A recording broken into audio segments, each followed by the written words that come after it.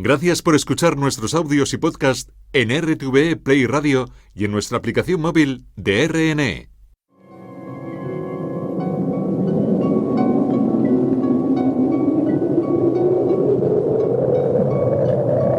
Solo cuando el túnel está en la más absoluta oscuridad es cuando puede volver otra vez la luz.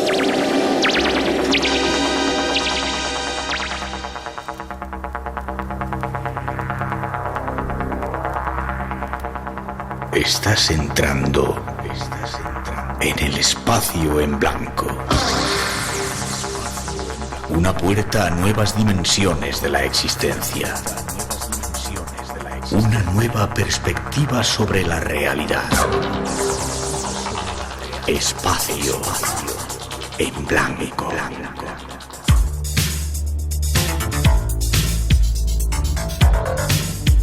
Una producción escrita y dirigida por Miguel Blanco.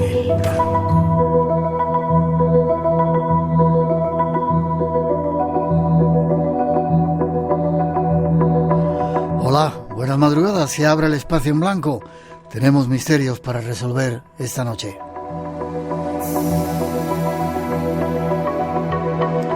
Luego que ya comenzamos en directo desde el estudio 101 de la Casa de la Radio, cuando son las 2:07, 1:07 en las Islas Canarias. Y lo hacemos con los saludos de todo el equipo que se encarga de realizar el programa. En la parte técnica esta noche, Rubén de Felipe y Pedro López, Rosa Rodríguez en la locución y producción, Natalia Sotillos en la realización y coordinación, y este que os habla, Miguel Blanco. Gracias a todos por estar ahí llenando un día más este espacio en blanco.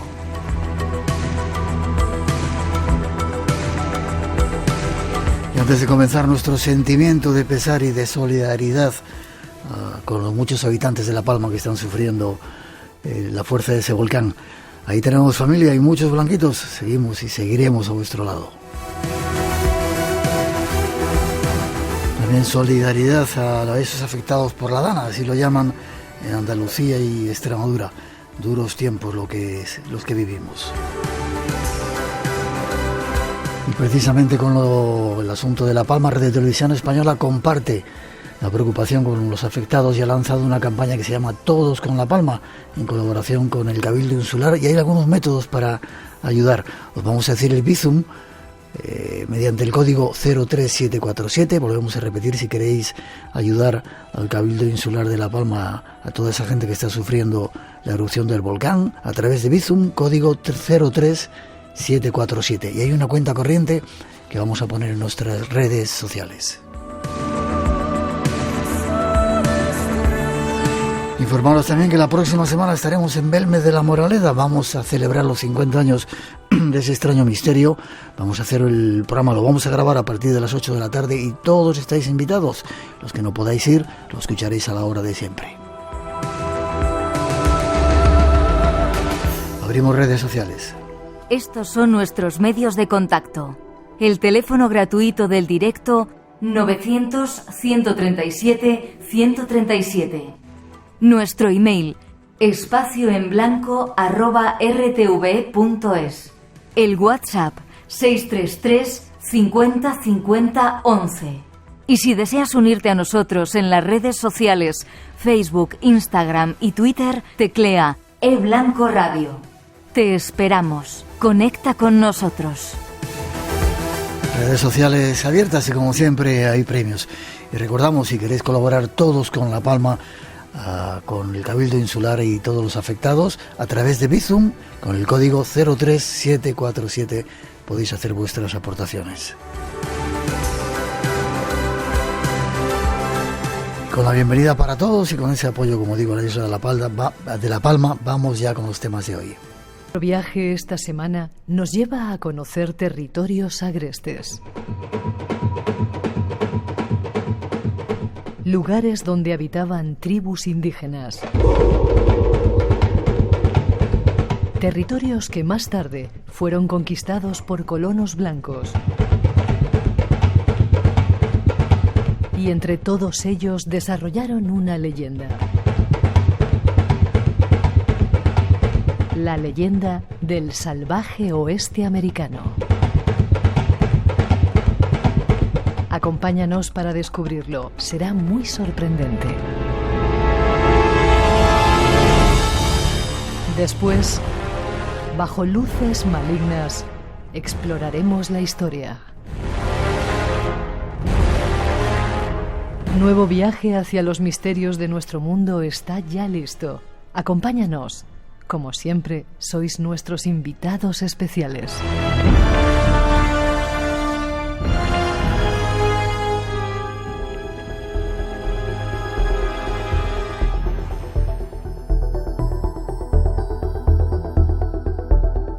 Esos son nuestros temas y ahora solo nos queda saludar a nuestro primer invitado, Javier Ramos de los Santos. Buenas noches, Javier. Hola, buenas noches, Miguel. ¿Cómo estás? Muy bien, encantado de charlar de nuevo contigo y que nos escuchen los oyentes de Espacio Blanco. Sí, señor. Un placer que estés con nosotros. Decir que eres periodista, experto universitario en protocolo y relaciones institucionales, aparte de otra serie de cosas, y escritor. Has estado algunas veces con nosotros, hicimos una cosa hablando de la música rock, ¿verdad? Misterios del rock. La historia maldita del rock, sí, el lado más desconocido de ese género tan inmortal. Sí, señor.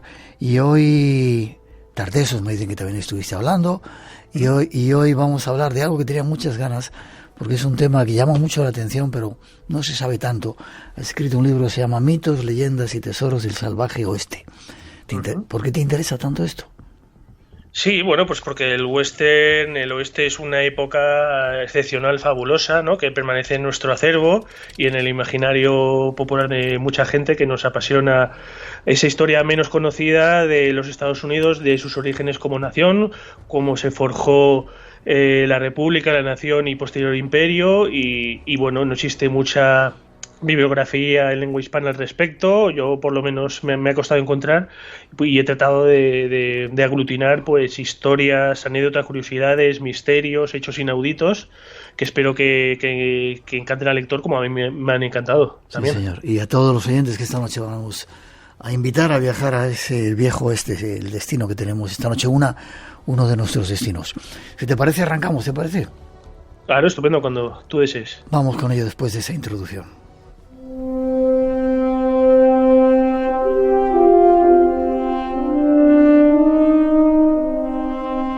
Viejo Oeste, Salvaje Oeste o la frontera son los términos con que se denomina popularmente a los hechos históricos que tuvieron lugar entre el siglo XIX y principios del siglo XX, durante la expansión de la frontera de los Estados Unidos de América hacia la costa del Océano Pacífico.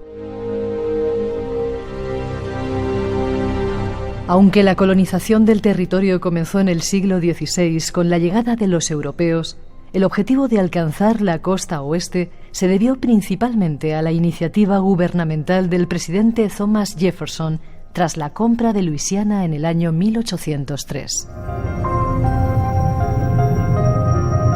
La expansión de la frontera fue considerada como una búsqueda de oportunidades y progreso. Esta incesante y prolongada migración de personas hacia el oeste desplazó culturas ancestrales y oprimió a minorías étnicas de amerindios. Estos eventos históricos, origen de un mito nacional en los Estados Unidos conocido como mito de la frontera, han sido recreados por diversas manifestaciones del arte agrupadas bajo el género western.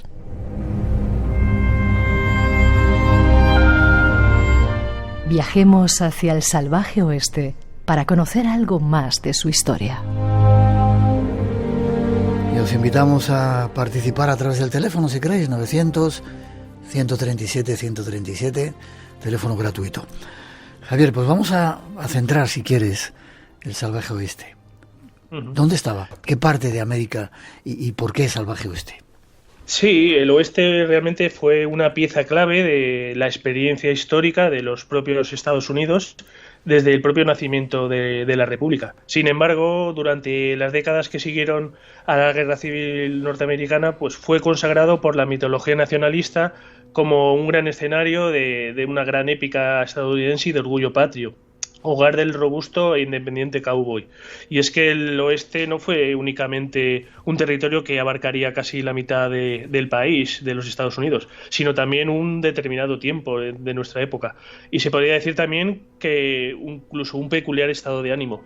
Al decir oeste, pues nuestra imaginación se traslada a esos paisajes grandiosos, grandilocuentes, donde la naturaleza dicta sus leyes y el ser humano tiene que luchar para imponerse constantemente a ella. ¿Desde qué estados o qué parte llegaba o lo que se llamaba el salvaje oeste?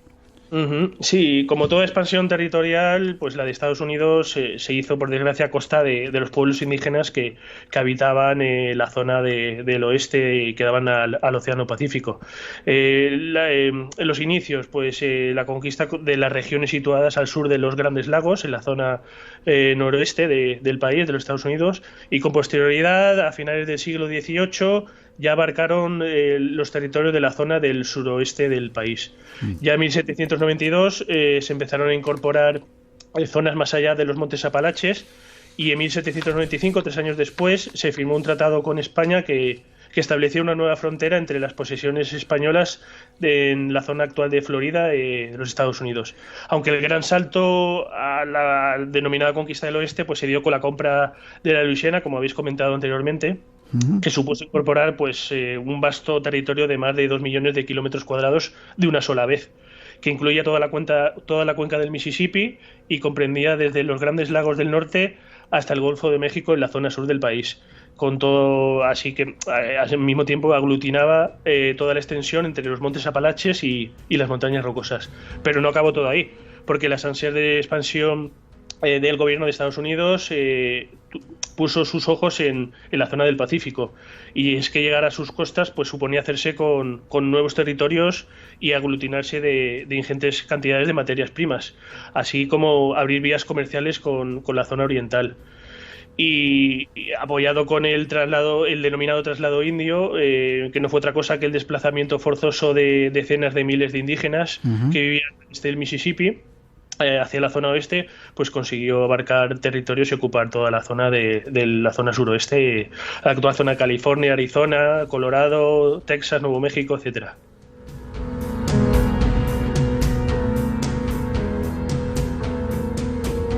¿Qué tipo de colonos comenzaron a ir? ¿Y le regalaban las tierras? ¿El que llegaba lo pillaba y era suyo? Evidentemente habiendo quitado a los indígenas, que luego hablaremos de ello, desgraciadamente. Sí, los indígenas eran los habitantes autóctonos del lugar, que fueron forzosamente trasladados por las ansias expansionistas y con la construcción del ferrocarril, ansias posesión del gobierno de Estados Unidos. Y luego pues también la aparición de acontecimientos como la fiebre del oro, ¿no?, que fue un periodo de migración masiva y apresurada de ingentes cantidades de habitantes de la zona este y de otras zonas del país hacia la zona oeste, porque habían descubierto ingentes cantidades de metal aurífero, de oro, que les proporcionaban riquezas, y eso pues fue uno de los motivos que se ocupara rápidamente y apresuradamente y afanosamente esa zona del territorio del país. Ya. ¿Y qué tipo de gente iba para allá? Pues en principio los colonos ingleses que se habían establecido en la zona de Nueva Inglaterra, en la zona este de Estados Unidos, que el territorio se le quedó pequeño y con dotados de lo que ellos querían, de una euro divina, un derecho divino que les confería una posesión, un derecho a anexionarse territorios cada vez más pues de mayor longitud, y por mandato divino, pues según ellos les proporcionaba ese derecho para ir conquistando territorios y llegar de la zona centro y este del país, y oeste del país. Y cuando llegaba Javier a esos colonos, el que llegaba al territorio decía esto es mío y es mío, se asentaban allí y ya estaba. Sí, la verdad es que sí. Pensamos que utilizaron métodos como la violencia, pero también no es así la realidad tal y como nos la contaron, ¿no? La violencia realmente sí que la hubo, pero se dio de diferentes maneras. Un poder coactivo que ejercían individuos e instituciones para defender sus derechos de propiedad frente a intrusos, o bien a través del ejercicio del poder gubernamental al arrebatar recursos a otros. En muchas ocasiones la violencia trató de ser sustituida por el comercio y la cooperación simplemente. Ya. Luego vamos a hablar de algunos pistoleros y de algunas otras historias. Por ahí ya estábamos los españoles, ¿no? Y de repente llegaron los vascos. Sí, los pastores vascos en Idaho, sí, resulta curioso este paraje, porque en un censo realizado en el año 2000 se certificó que en Estados Unidos la presencia de una comunidad de descendientes vascos, tanto de origen español como francés, alrededor de unas 58.000 personas. El grupo más numeroso de habitantes con ascendientes vascos se localiza en el suroeste del estado de Idaho, en la región de Boise, y bueno, son descendientes de aquellos emigrantes que intentaron huir del país, de España, bueno, de la zona del País Vasco, pues huyendo de la pobreza, ¿no? Y la mayor parte llegaron en dos periodos. El primero entre los años 50 y 60 del pasado siglo, y en su mayor parte eligieron las tierras del oeste para establecerse y emplearse como pastores. Es decir, eran pastores básicamente, ¿no? Sí, a día de hoy pues todavía varias de estas comunidades pues mantienen el euskera y celebran en el país, pues celebran festividades relacionadas con el folclore y la tradición vasca. Uh-huh. Y hay quien dice que fueron los primeros en contactar con los indígenas, con algunos indígenas, y entre ellos no hubo peleas como pasó después cuando llegaron los otros colonos ingleses o americanos ya, ¿no? Sí, claro, tenemos la leyenda negra que atribuye al Imperio Español un genocidio contra los indígenas cuando nada más lejos de la realidad. Violencia la que utilizaron los colonos ingleses para conquistar la zona este de Estados Unidos, avasallar a las tribus indígenas, trasladarlas de sus lugares originarios donde establecían sus reservas, trasladándolos forzosamente y luego pues los propios estadounidenses con sus ansias de expansión, de abarcar ingentes cantidades de territorio y usando la violencia como arma para hacer gala de ese imperialismo, ¿no? Propio que le caracteriza al país. 12:23, 1:23 en las Islas Canarias. Son nuestros primeros datos. Vamos a seguir descubriendo algunos personajes ahora. Espacio en Blanco. El momento donde todo es posible. En Radio Nacional.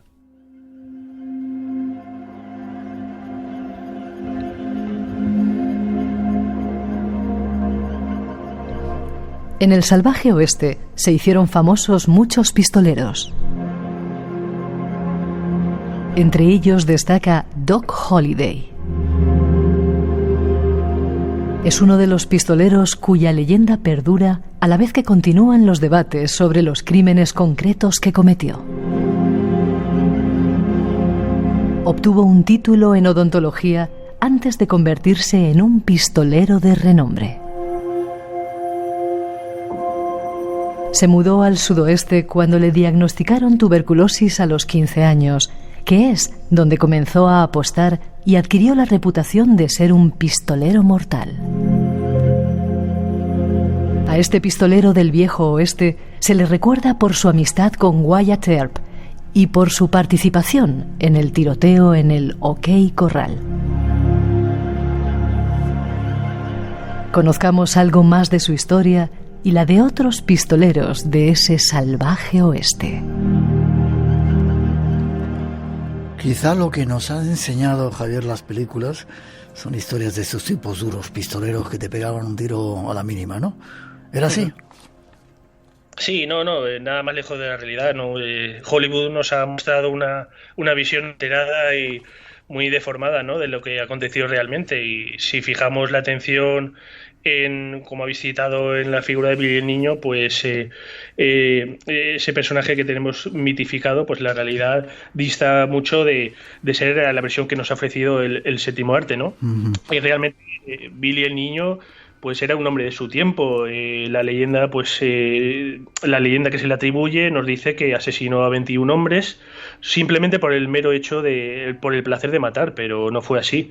Billy el Niño no fue más que un hombre de su tiempo, alguien que desde muy joven pues tuvo que sobrevivir en un mundo muy violento en el que la distancia entre la vida y la muerte pues dependía de quién apretara el primero el gatillo. Pero realmente Billy era un personaje de su época que era benefactor de las clases sociales más desfavorecidas. Hay crónicas y historiadores que coinciden en afirmar que Billy el niño sabía hablar castellano, que era generoso, encantador, cortés, afable, muy educado, y que nunca se aprovechó de su adversario, sino que simplemente respondía a las ofensas y a los ataques que él padecía. Su desgracia fue que no podía soportar que le vencieran al duelo y a finales del siglo XIX se vio involucrado en una pelea en un bar con un farón, a quien por avatares de la contienda así acabó con su vida, y tenía 17 años en ese momento. Entonces, a partir de ese momento es cuando se comienza a forjar su leyenda. La leyenda de Billy el niño, ¿verdad? Etcétera, etcétera, y luego la impronta que ha quedado como un asesino sin escrúpulos a una edad muy temprana, cuando realmente no fue así. Otros sanguinarios. Hablábamos en esta introducción de Doc Holliday. ¿Quién era este colega? ¿Era tan malo como decían? No, bueno, realmente se ha dado una visión benigna de este personaje, porque fue un dentista que se unió a los hermanos Earp y se vio involucrado en el famoso duelo, bueno, entre comillas, llamarlo así, de OK Corral, ¿no? Que realmente pues fue más bien una refriega, ¿no? No fue un duelo como tal. También aquí la versión de Hollywood nos ha dado una pátina pues totalmente deformada, ¿no? De lo que aconteció en la realidad. El cine y la literatura ha magnificado en exceso este acontecimiento, porque ese legendario tiroteo ocurrido el 27 de octubre de 1881 en Tombstone, en el estado de Arizona, pues fue simplemente eso, una leyenda. No fue un duelo como tal, sino más bien una refriega entre dos bandos, los Earp y unos adversarios forajidos, con un resultado realmente dispar, ¿no? Y realmente además no tuvo lugar en OK Corral, sino en la calle principal de Tombstone. Ya. Vamos con más personajes, si te parece. Wyatt Earp. ¿Quién era este hombre? Wyatt Earp. ¿Y por qué se hizo famoso Wyatt Earp? Sí, pues el principal protagonista del supuesto tiroteo de OK Corral, ¿no? Sí, que tomó parte en él y salió indemne. Una figura también que se ha magnificado en exceso, pero a día de hoy yo me incluyo entre los que consideramos que es un personaje misterioso por varias razones, ¿no? Porque bueno, él y sus hermanos nunca fueron bien aceptados por la actitud de ambigüedad que mostraban respecto a sus convecinos. Los Earp pues aparecen al mismo tiempo como nobles agentes de la ley, al mismo tiempo también como forajidos sin escrúpulos. Y es que este personaje en concreto, antes de ser agente del orden, pues de joven robaba caballos, fue cazarrecompensas y llevaba una vida muy, muy pendenciera, hasta que empezó a trabajar como ayudante de sheriff y ya ayudó a su hermano Virgil en Tombstone, fue nombrado Marshal y bueno, era ducho con el gatillo y aparte pues sí, trató junto a sus hermanos de imponer el orden, pero bueno, ya posteriormente vinieron los acontecimientos de OK Corral y su figura pasó a la leyenda y en el imaginario popular nacionalista de los Estados Unidos como un héroe de su historia. Pat Garrett era otro personaje, ¿no? Otro de esos pistoleros. Sí, Pat Garrett también, agente del orden, fue el que la versión oficial nos dice que acabó con la vida de Billy el niño, y curiosamente estos dos personajes eran amigos antes de que acontecieran estos luctuosos hechos, ¿no? Pat Garrett, antes de que fuera nombrado sheriff del condado de Lincoln, pues trabó una amistad muy íntima con Billy el niño en las mesas de juego, porque a ambos les gustaba pasar su tiempo en los salones jugando al casino y demás. Y nada, pues la versión oficial pues nos cuenta la historia que Pat Garrett siguió la pista de Billy el niño hasta alcanzarle y darle muerte el 14 de julio de 1881, pero también hay ciertas conjeturas en torno a este acontecimiento, porque el supuesto cadáver de Billy al parecer fue trasladado y enterrado con muchas prisas en Fort Summer, a 150 kilómetros al noroeste de Lincoln, cerca de donde le mataron. Incluso uno de los ayudantes de Pat Garrett, que estaba presente en el lugar, pues había comentado que el hombre a quien su compañero había disparado no era justamente Billy el niño. Y luego un último dato, en 2011 se hicieron pruebas de ADN al cadáver localizado allí en Fort Summer y se demostró que sus restos no se correspondían con los del famoso forajido Billy el niño. O sea que la intriga continúa a día de hoy. Es decir, que no podemos hacer demasiado caso de lo que nos ha contado el cine porque nos ha tergiversado toda la historia, ¿verdad?, de este salvaje oeste. Totalmente. Aquel oeste tradicionalmente mostrado en el western por Hollywood, la meca del cine, pues no tenía mucha relación con el Far West auténtico. Uh-huh. Sin embargo, también hay películas que son fiables, ¿no?, y que nos han permitido aprender historia con el western. Y es que no hay un género más cinematográfico más universal, ¿no?, que el western, ¿no? Sus películas han triunfado allá donde se han exhibido. Y todos de niños hemos jugado a indios y vaqueros. Es un género legendario de Hollywood, es propio de los Estados Unidos, de un país tan orgulloso, ¿no?, que instauró y que sigue instaurado en el imaginario de muchos espectadores de todo el mundo. Uh-huh. Déjame que escuchemos un corte que hemos preparado.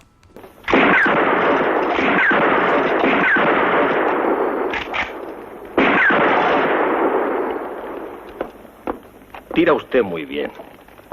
Cuando se quiere matar a un hombre hay que darle en el corazón, y el Winchester es el arma más adecuada.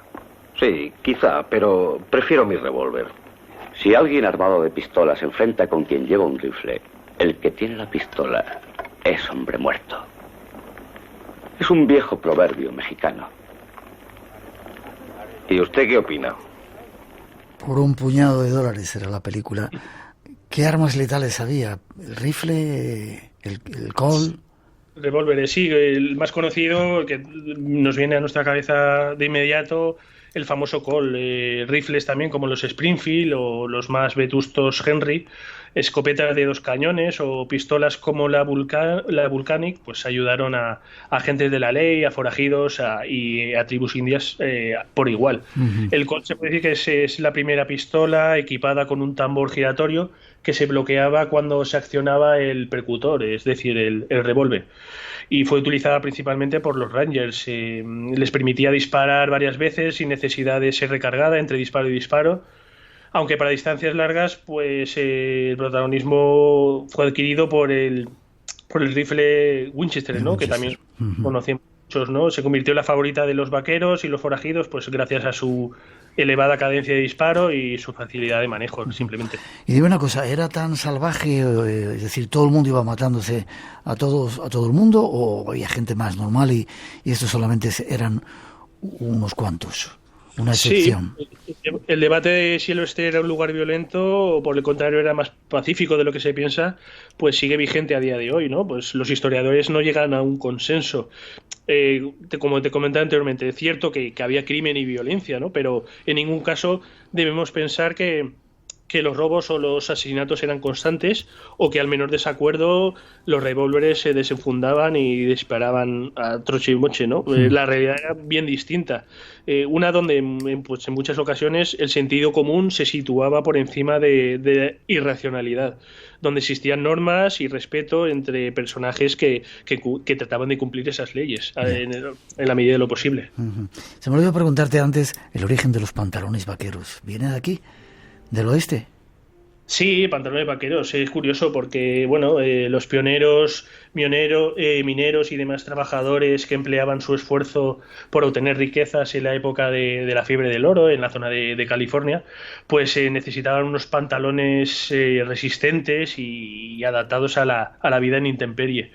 Y fue un alemán de nombre Levi Strauss, que posteriormente pues dio nombre a los famosos tejanos, famosos jeans, pues el que montó un negocio en San Francisco de tiendas de campaña pensado en satisfacer a los mineros, y tras darse cuenta de que aquellos trabajadores pues preferían dormir al raso y que lo que necesitaban realmente eran unos pantalones resistentes, pues decidió usar el tejido de la lona de las tiendas donde se cobijaban para fabricar los petos de trabajo que posteriormente pues se transformarían en los conocidos y popularísimos jeans o tejanos. Curiosa historia. 2:35, 1:35 en las Islas Canarias. Seguimos adelante con algunos datos más. Teléfono abierto por si queréis, 900 137 137.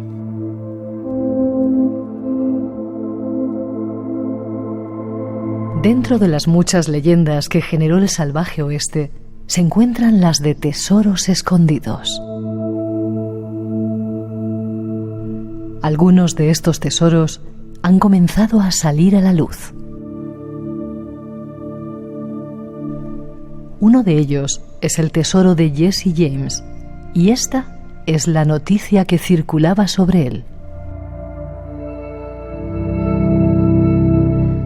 Una pareja de California encontró enterradas en el jardín de su casa 1.400 monedas de oro. Fueron bautizadas como el mayor tesoro de la historia de los Estados Unidos. Varias de ellas salieron a la venta tras ser expuestas en un museo de San Francisco. Las monedas en su conjunto, acuñadas entre 1847 y 1894, han sido valoradas en más de 11 millones de dólares. La pareja que las encontró, que ha preservado en todo momento el anonimato, ha decidido conservar algunas de ellas, mientras que el resto han sido puestas a la venta en un portal de Internet. Han circulado incontables especulaciones y teorías sobre el origen del tesoro enterrado. Desde aquellas que apuntan al asaltante de diligencias inglés Black Bart, hasta las que responsabilizan directamente a una leyenda del viejo oeste como Jesse James. Vayamos a la búsqueda de tesoros en el viejo oeste americano.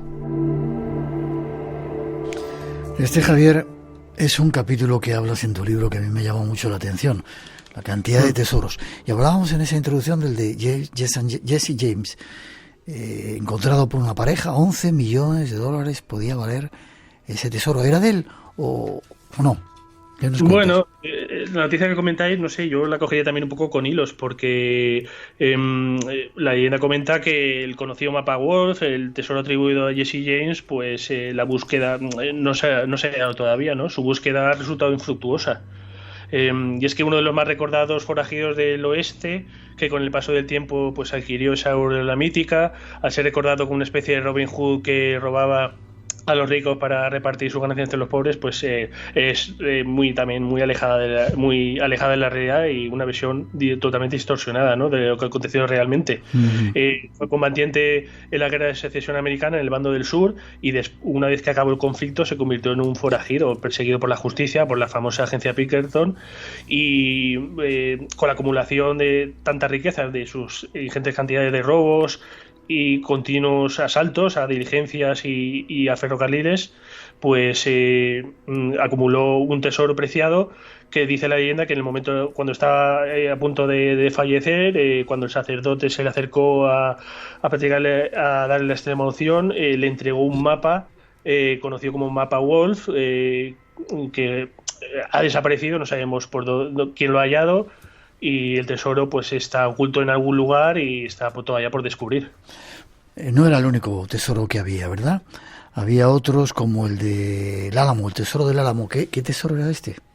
Sí, pues el Álamo, pues nos remontamos a ese gran símbolo, ¿no?, de la identidad nacional yanqui estadounidense, ¿no?, que fue ocupada por unos colonos estadounidenses del país como un improvisado fuerte, ¿no?, capaz de resistir las acometidas de las tropas mexicanas durante la guerra de independencia de Texas, ¿no?, que se quería independizar de México, estado al que pertenecía.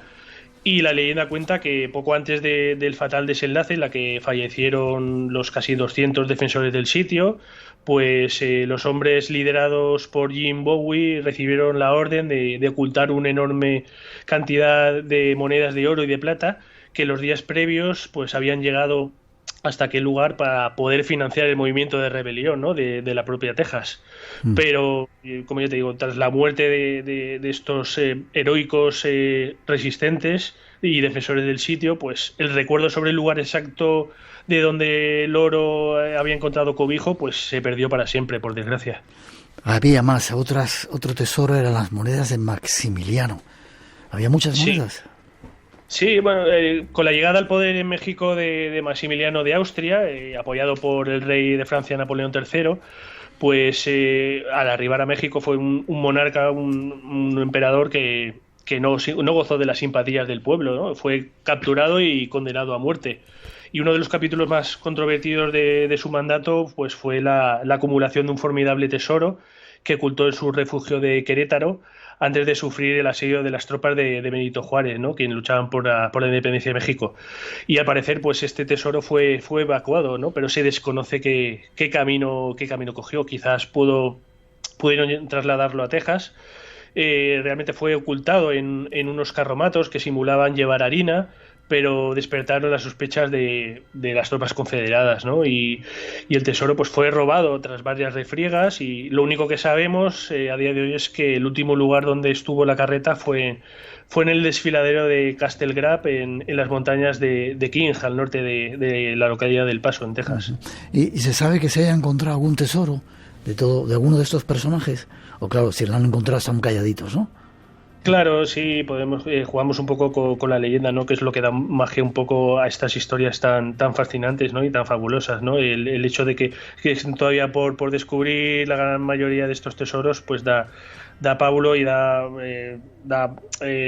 imaginación para que futuros aventureros y exploradores vayan tras la búsqueda y con las pistas en su mano en un futuro quizás poder hallar estas cantidades de riquezas tan abultadas. ¿Y la mina del holandés sigue funcionando?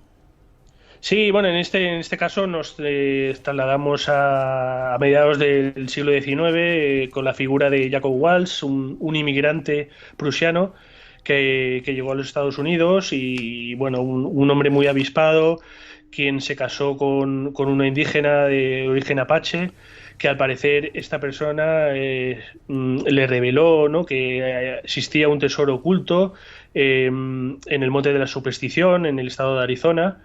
Había una mina secreta que al parecer cobijaba un tesoro con también ingentes cantidades de riquezas. Y al parecer, según nos cuentan las crónicas de la época, pues Jacob Walsh dio con este tesoro y gastó una buena parte de él, aunque el hombre falleció y se llevó el secreto a la tumba, de donde está realmente el lugar exacto de la mina. 2:44, 1:44 en las Islas Canarias. Seguimos adelante. El teléfono 900-137-137, y no os perdáis la segunda parte del programa, que tenemos a un experto que nos va a contar cosas increíbles. Descarga, comparte y disfruta del misterio de Espacio en Blanco. No podemos olvidar a los primeros habitantes, ¿verdad, Javier? Sí, las tribus autóctonas del lugar que fueron trasladadas forzosamente a territorios ignotos, desconocidos para ellos, evacuados y trasladados forzosamente a disgusto, y bueno, son conflictos originarios entre colonos blancos y los pueblos indígenas del norte de América que se remontan al siglo XVII, nada más y menos, aunque los episodios bélicos pues de más envergadura ocurrieron realmente durante el gran periodo de expansión blanca hacia los territorios del oeste. Sí. Y es que el balance, sí, bueno, no sé si... No. El conflicto continuo entre colonos blancos y tribus indígenas pues alberga un balance desolador, porque se sucedieron pues, como unas 40 guerras de 1775 a 1890, con un balance muy, muy trágico, ¿no? Como comento, son 45.000 muertes de indios por apenas 19.000 de hombre blanco, ¿no? Estaban las tribus Sioux, Lakota, Cheyennes, los Apache, que son los que nos han hecho conocer en las películas, y entre ellos algunos personajes. En tu libro hablas de que no cortaron tantas cabelleras. ¿Tenían la costumbre de cortar cabelleras o no? Sí, bueno, eso también es un mito tergiversado por Hollywood. Nos ha mostrado también una imagen distorsionada al respecto, de que los indios pues eran amantes de la barbarie, del escalpelo, y cortaban las cabelleras de los enemigos, pero no fue así, porque realmente fueron los propios colonos ingleses que se establecieron en la zona este de Estados Unidos los que extendieron esta práctica por toda Norteamérica, ¿no? Uh-huh. Ya que la caza de cueros cabelludos pues fue un comercio muy lucrativo para esta gente, ¿no? Esta manía la inventaron los europeos en los siglos XVII y XVIII, sobre todo ingleses y franceses, que ocuparon parte del territorio de Estados Unidos, y se les exigían a los indios a los que contrataban para matar a los soldados enemigos. O sea, que no lo inventaron ellos. Claro, no, realmente esto fue introducido por los colonos, los habitantes originarios de los Estados Unidos. Curioso. Vamos con alguno de los personajes. Cochise, por ejemplo. Yo me acuerdo que veía películas de pequeñito del indio Cochise. ¿Quién era este hombre? Sí, el Apache Cochise, un gran guerrero. que combatió junto a Jerónimo ante las tropas del ejército estadounidense. Y bueno, también un personaje que ha pasado como mito, leyenda para las tribus indígenas.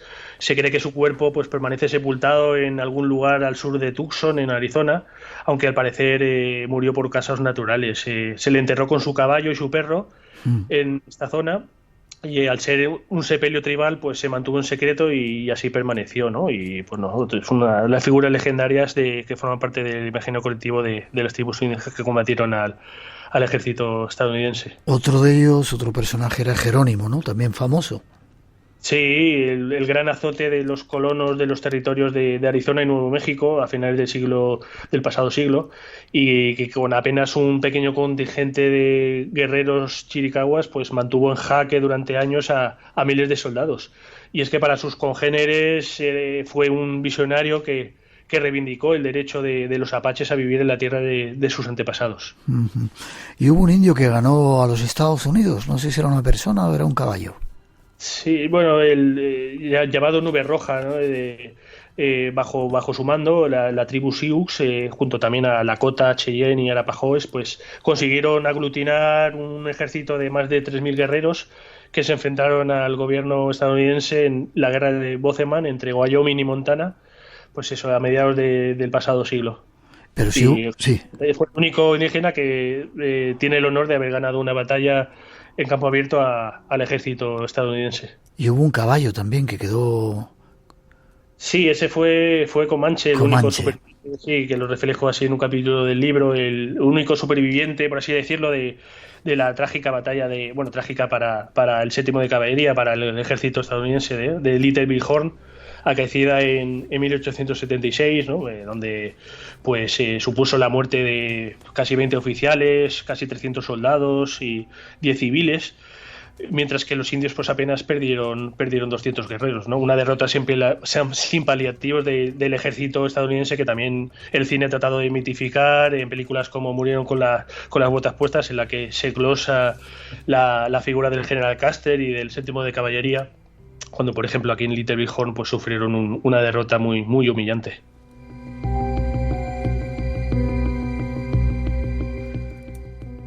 ¿Hubo guerra bacteriológica entre los indios y los americanos?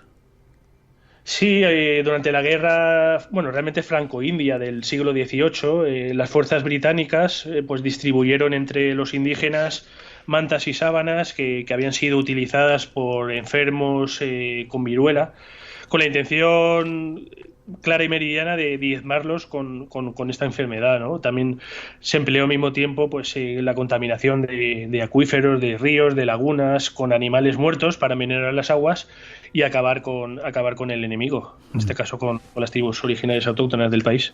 Y casi para terminar, se utilizó la lengua indígena en la Segunda Guerra Mundial como una forma para que no entendieran los enemigos de Norteamérica.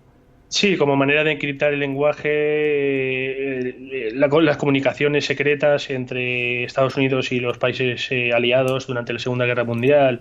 Y es que la lengua india nativa pues fue un recurso estratégico de primer orden, ¿no? Durante este conflicto bélico.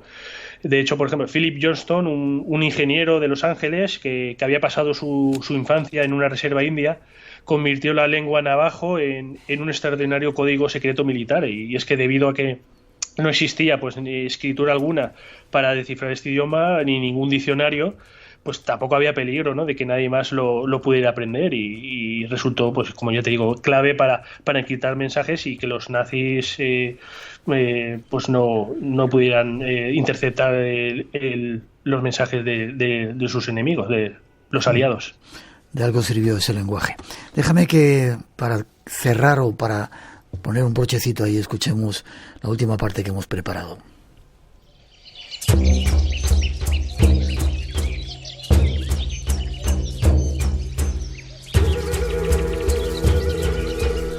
Entre los muchos ecos que aún resuenan de esas tribus indígenas, habitantes de Norteamérica, aún sigue viva la carta del jefe Seattle al presidente de los Estados Unidos. Este es un extracto de aquella historia. En 1854, el presidente de los Estados Unidos de América, Franklin Pierce, hizo una oferta por una gran extensión de tierras en el noroeste de los Estados Unidos en la que vivían los indios Squamish, ofreciendo en contrapartida crear una reserva para este pueblo indígena. La respuesta del jefe indio Seattle ha sido considerada a través del tiempo como uno de los más bellos y profundos manifiestos a favor de la defensa del medio ambiente. El gran jefe de Washington envió palabra de que desea comprar nuestra tierra. El gran jefe nos envía también palabras de amistad y buena voluntad. Apreciamos mucho esta delicadeza porque sabemos la poca falta que le hace nuestra amistad.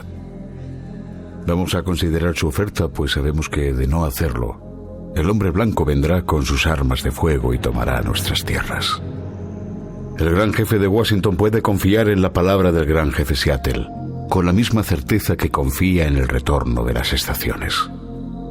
Mis palabras son inmutables, como las estrellas del firmamento. ¿Cómo se puede comprar o vender el cielo o el calor de la tierra? Esta idea nos parece extraña. Si no somos dueños de la frescura del aire ni del brillo del agua, ¿cómo podrán ustedes comprarlos? Cada pedazo de esta tierra es sagrado para mi pueblo. Cada aguja brillante de pino, cada grano de arena de las riberas de los ríos, cada gota de rocío entre las sombras de los bosques, cada claro en la arboleda y el zumbido de cada insecto son sagrados en la memoria y tradiciones de mi pueblo. La savia que recorre el cuerpo de los árboles lleva consigo los recuerdos del hombre piel roja. Los muertos del hombre blanco olvidan la tierra donde nacieron cuando emprenden su paseo por entre las estrellas. En cambio, nuestros muertos nunca pueden olvidar esta bondadosa tierra. Somos parte de la tierra y ella es parte de nosotros. Las flores perfumadas son nuestras hermanas. El venado, el caballo, el gran águila, todos son nuestros hermanos. Las escarpadas montañas, los húmedos prados, el calor de la piel del potro y el hombre, todos pertenecemos a la misma familia.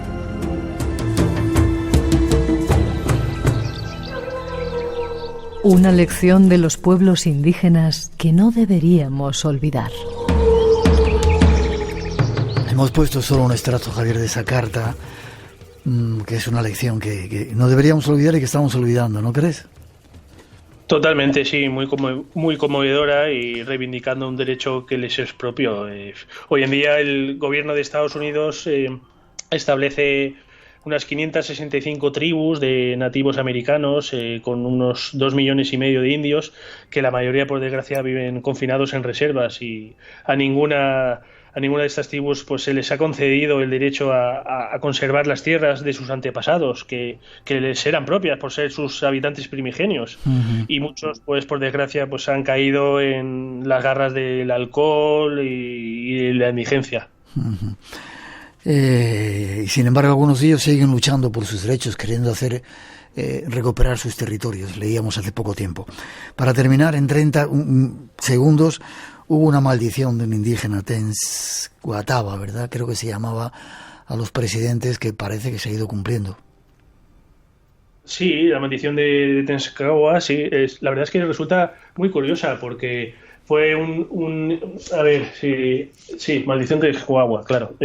Un profeta de los pueblos indígenas, ¿no?, que contaba con una gran habilidad para adivinar el futuro. Según su augurio, que lo realizó a modo de venganza por el trágico desenlace de una rebelión de los suyos contra el gobierno estadounidense, pues según su augurio, los presidentes blancos que hubieran ganado las elecciones en un año determinado con 0, pues morirían en el cargo, ¿no?, ejerciendo su cargo. Y parece que se ha cumplido en algunos de ellos, ¿verdad? Te tengo casi que cortar porque nos vamos casi enseguida. La conciencia resulta asombrosa. A modo de ejemplo, William Henry Harrison en 1840 murió de neumonía, Abraham Lincoln en 1860 asesinado, James Garfield en 1880 asesinado también, William McKinley en el año 1900 también asesinado, Warren Harding en 1920 de un ataque cerebrovascular, Franklin Delano Roosevelt en 1940 de otro derrame y John F. Kennedy en 1960, que todos conocemos, pues también asesinado en Dallas. Salvaje Oeste. Forma de contacto contigo, Javier, que nos vamos. Pues a través de redes sociales, página de Facebook y bueno, si me permites pues nombrar mi blog, lugaresconhistoria.com, ahí pues tengo una ventana abierta pues para tratar con el lector y con el aficionado a descubrir esos parajes con historia que a todos nos fascinan. Gracias, fuerte abrazo. Igualmente, gracias a ti. Te veo prontito cabalgando por el salvaje oeste. Hasta prontito. Hasta luego, gracias.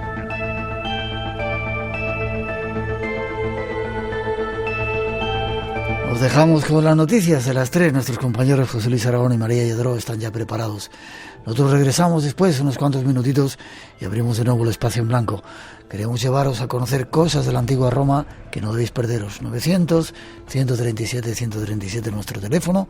Regresamos enseguida.